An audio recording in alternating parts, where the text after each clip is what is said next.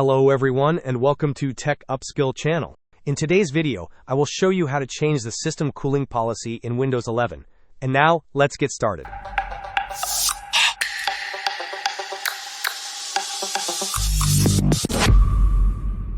To begin, press the Windows key and the R key simultaneously to open the Run window. In the Run dialog box, type powercfg.cpl and press Enter. This action will launch the Power Options window. Next, locate the power plan for which you want to modify the cooling policy. Click on the link that says Change Plan Settings. Within the Edit Plan Settings window, select the option for Change Advanced Power Settings.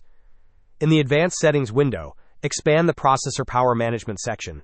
Here, you will find two key settings, Maximum Processor State and Minimum Processor State. By adjusting these values, you can influence your system's cooling behavior.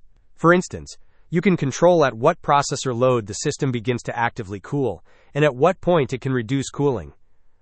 Hope this was helpful. Don't forget to like and subscribe if you enjoyed. As always, thanks for watching, and I will see you in the next video.